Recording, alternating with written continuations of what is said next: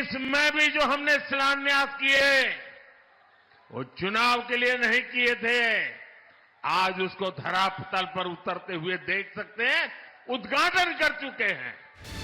ये मोदी की गारंटी है कि जिस काम का वो शिलान्यास करते हैं जल्द ही उस काम को पूरा कर उद्घाटन भी करते हैं। इसके कई उदाहरण मौजूद हैं, मगर मोदी कैसे देश को 1 लाख करोड़ रुपए की सौगात देने जा रहे हैं। उनमें गुरुग्राम और दिल्ली का एक्सप्रेसवे भी एक खास है, मगर ऐसी 112 परियोजनाओं का तोहफा मोदी हरियाणा से देने वाले हैं। इनमें आंध्र प्रदेश में 14,000 करोड़ रुपए की लागत से बनने वाले बेंगलुरु एक्सप्रेसवे की सौगात होगी, तो 2,950 करोड़ की लागत से नेशनल हाईवे 16 का विकास भी होगा। कर्नाटक में 8,000 करोड़ रुपए की लागत से नेशनल हाईवे 748A का विकास होगा, तो 2,750 करोड़ रुपए के कई विकास कार्यों की भी शुरुआत होगी। हरियाणा में 4900 करोड़ की लागत से शामली अंबाला नेशनल हाईवे का भी विकास होगा, तो उत्तर प्रदेश में 4600 करोड़ की लागत से लखनऊ रिंग रोड का हिस्सा बनने वाला है। पंजाब में 3800 करोड़ की लागत से अमृतसर भटिंडा कॉरिडोर होगा, तो हिमाचल प्रदेश को 3400 करोड़ की लागत से नेशनल हाईवे 21 के विकास की सौगात दी जा रही है।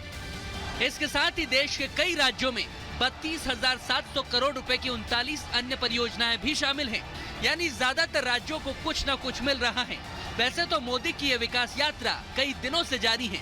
वो 27 फरवरी से लेकर 13 मार्च तक करीब 15 राज्यों को लाखों करोड़ रुपए की सौगात दे रहे हैं। देश में किस स्पीड पर काम हो रहा है।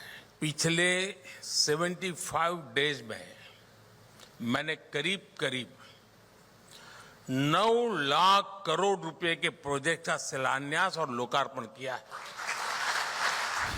मोदी देश के नाम कुछ ही घंटों में 1 लाख करोड़ के विकास काम और भी सौंपने जा रहे हैं, जिनमें दिल्ली और गुरुग्राम का द्वारका एक्सप्रेसवे भी शामिल है। अब इस एक्सप्रेसवे के बारे में कुछ खास बातें जान लीजिए। 4100 करोड़ रुपए की लागत से 8 लेन एक्सप्रेसवे के हिस्से की शुरुआत होने जा रही है। 19 किलोमीटर लंबे हरियाणा सेक्शन की शुरुआत होने जा रही है। नेशनल हाईवे 48 पर दिल्ली और गुरुग्राम में इसके बनने से अब ट्रैफिक में सुधार हो जाएगा और दिल्ली के IGI एयरपोर्ट से गुरुग्राम बाईपास के बीच में सीधी कनेक्टिविटी होगी। इसमें 10.2 किलोमीटर लंबे दिल्ली हरियाणा बॉर्डर से बसई रेल ओवरब्रिज और 8.7 किलोमीटर लंबे बसई ROB से खेड़की दौला तक के 2 पैकेज शामिल हैं, जो जनता को बड़ी राहत देने वाले हैं, क्योंकि जनता को राहत देना और देश का विकास करना यही मोदी की गारंटी है। Bureau report, Republic Bharat. तो आज बड़ी सौगात प्रधानमंत्री नरेंद्र मोदी देने जा रहे हैं। इस पर ज्यादा जानकारी के लिए हमारे 3 सहयोगी इस वक्त ग्राउंड जीरो से जुड़ रहे हैं। अमित है हमारे साथ दिल्ली से, गुरुग्राम से वैभव हमारे साथ हैं और द्वारका एक्सप्रेसवे से लोमस हमारे साथ यहां पर जुड़ रहे हैं। लोमस, पहले आपके पास आते हुए, बड़ी सौगात आज प्रधानमंत्री नरेंद्र मोदी की होगी, कितना फायदा आम लोगों को इसके जरिए होने जा रहा है और क्या कुछ तैयारियां हैं वहां पर?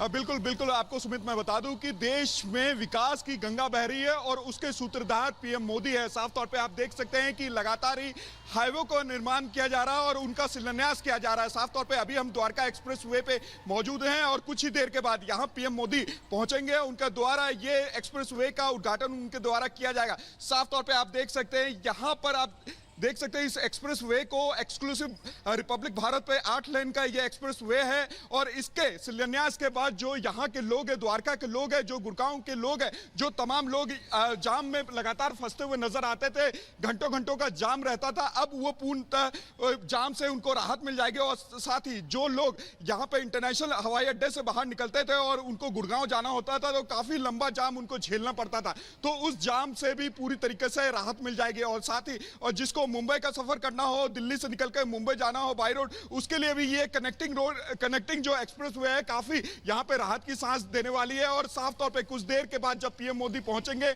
उनके द्वारा इस एक्सप्रेसवे का उद्घाटन किया जाएगा और उसकी तैयारी मैं अपने विजय को बोलूंगा कि दिखाने के लिए उसकी तैयारी यहाँ पे पूरी कर ली गई है। कुछ देर के बाद जब पीएम मोदी पहुंचेंगे, उनके द्वारा इस एक्सप्रेसवे का शिलान्यास किया जाएगा और यहाँ पर देखिए तैयारी यहाँ पूर्ण हो चुकी है। जो सिक्योरिटी के इंतजाम है वो पूरी तरीके से यहाँ कर लिया गया। एनएसजी भी पहुंच चुकी है और तमाम जो सुरक्षा कर्मी है यहाँ पर सुबह से ही पहुंचे हुए। लगातार ही जो यहाँ पे आसपास जो अधिकारी है वो भी पहुंचे हुए हैं, जो समर्थक है वो भी लगातार पहुंचे, जो आम जनता है वो भी दूर से देखने की कोशिश कर रहे हैं, क्योंकि जो आम जनता है उनको यहाँ पे राहत मिलने वाला है। बिल्कुल, ये जो बड़ा प्रोजेक्ट है ये वाकई आम आदमी के लिए बहुत महत्वपूर्ण है, जिसका आज प्रधानमंत्री नरेंद्र मोदी उद्घाटन करेंगे। लोमस, आपके पास लौटेंगे हम। गुरुग्राम से वैभव भी हमारे साथ हैं और साथ ही अमित भी हमारे साथ हैं। अमित, सबसे पहले आपके पास आते हुए, आप किस छोर पर मौजूद है? क्योंकि द्वारका एक्सप्रेसवे जो है वो कई जगहों पर, खासकर हरियाणा और दिल्ली की बात करें तो जाम से बहुत बड़ी राहत मिलने वाली है। बिल्कुल, देखिए गायत्री, मैं आपको बताऊं कि जाम में मैं भी फंसा हुआ हूं। मेरे ठीक सामने आपको वहां पर वो जो सर्कल दिख रहा है वही द्वारका एक्सप्रेसवे है और पहली बार देश में 8 जो एलिवेटेड एक्सप्रेसवे बन रहे हैं, इसके बनने से बहुत सारा फायदा होगा। गुरुग्राम, जयपुर, हरियाणा, मनेसर, नोएडा, इन तमाम इलाकों में जो जाम लगता है उससे निजात मिलेगी और ये करीब 18 किलोमीटर का जो एक्सप्रेसवे बनकर तैयार हो चुका है। NH-48 से होता हुआ बजखेड़ा जो बॉर्डर है वहां तक जाएगा और मनेसर जाने में जो पहले 2.5 से 3 घंटे का वक्त लगता था, करीब आधे घंटे की दूरी तय करनी पड़ेगी, आधे घंटे का वक्त लगेगा और आदमी यहां से मनेसर पहुंच जाएगा। ये जो रास्ता है ये IGI को जोड़ता है, टर्मिनल T1, T2, T3 को जोड़ता है और मेरे ठीक पीछे आप जो देख रहे हैं वो एक्सप्रेसवे वाला रास्ता है। इसी रास्ते में प्रधानमंत्री नरेंद्र मोदी कुछ वक्त पे पहुंचने वाले, इनॉग्रेशन करेंगे, लेकिन ट्रैफिक बहुत ज्यादा है गायत्री, और शायद ये एक्सप्रेसवे का जब इनॉग्रेशन हो जाएगा तो जो ट्रैफिक आप मेरे पीछे देख रहे हैं इस ट्रैफिक से निजात मिलेगी, राहत मिलेगी। लेकिन बड़ी बात यह है कि पहली बार इस टेक्नोलॉजी से 8 लेन का जो एक्सप्रेसवे बन रहा है वो एलिवेटेड होगा, यानी फ्लाईओवर के ऊपर फ्लाईओवर, उसके ऊपर एक और फ्लाईओवर। अमूमन इस तरह का ये जो तस्वीर आप बता रहे हैं अमित, यही विकसित भारत की तस्वीर है और इसी को सोचते हुए आगे बढ़ रहे हैं प्रधानमंत्री नरेंद्र मोदी उसी विजन के साथ। हमारे साथ वैभव भी जुड़े हुए हैं गुरुग्राम से। वैभव, वहां पर क्या सौगातें देने वाले प्रधानमंत्री? कनेक्टिविटी तो बेहतर होने वाली है दिल्ली से, और क्या कुछ रहने वाला है? सलोनी, बिल्कुल एक बात का आपने जिक्र किया, विकसित देश, किसी भी विकसित देश की रीढ़ जो है वो उसकी सड़क कनेक्टिविटी होती हो और भारत में कैसे सड़क कनेक्टिविटी को मजबूत किया जा रहा है उसका उदाहरण पूरा देश देख रहा है। हम इस वक्त द्वारका एक्सप्रेसवे के शुरुआत में हैं और यहीं पर प्रधानमंत्री नरेंद्र मोदी अब से कुछ देर बाद पहुंचेंगे और यहीं से उनके जिस रोड शो की बात की जा रही है उसकी शुरुआत होगी।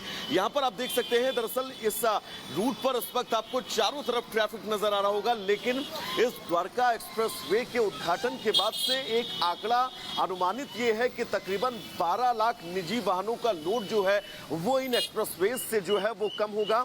जो सीधा गुड़गांव जाना चाहते हैं दिल्ली कनेक्टिविटी को लेकर, ये एक्सप्रेसवे कहीं ना कहीं से संजीवनी साबित होगा दिल्ली NCR में रहने वाले उन सभी लोगों के लिए जो इन सड़कों पर जूझते हैं, इन सड़कों से गुजरते हैं। और आप देखिएगा इस रोड पर ट्रैफिक लगातार कंटिन्यू आपको चलता हुआ नजर आ रहा होगा। पीछे जहां तक आपकी नजर जाएगी, दरअसल ये दिल्ली और गुड़गांव को जोड़ने वाला हाईवे है, लेकिन अब द्वारका एक्सप्रेसवे के आज उद्घाटन के बाद से आप ये समझिएगा कि इन सभी बड़ी खबर मिल रही है, आपको बताएं उत्तर प्रदेश में एनडीए उम्मीदवारों ने नामांकन किया है। बीजेपी के 7 उम्मीदवार हैं जिन्होंने पर्चा भरा है। अपना दल से 1 उम्मीदवार ने नामांकन किया है। वहीं बीजेपी से विजय बहादुर पाठक ने भी नामांकन किया। अपना दल से अनुप्रिया पटेल के पति आशीष पटेल ने भी नामांकन भरा है। वहीं सुभा सपा से 1, आरएलडी से 1 उम्मीदवार ने पर्चा भर दिया है। एनडीए के 10 और सपा के 3 उम्मीदवार मैदान में हैं। तो इस वक्त ये बड़ी जानकारी आपके सामने रख रहे हैं। तस्वीरें भी आप देख रहे हैं, जब नामांकन भरने पहुंचे तो उनके साथ केशव प्रसाद मौर्य को आप देख पा रहे हैं, उत्तर प्रदेश के मुख्यमंत्री योगी आदित्यनाथ को आप देख पा रहे हैं, यानी डिप्टी सीएम और सीएम दोनों की मौजूदगी रही है। 21 मार्च को एमएलसी का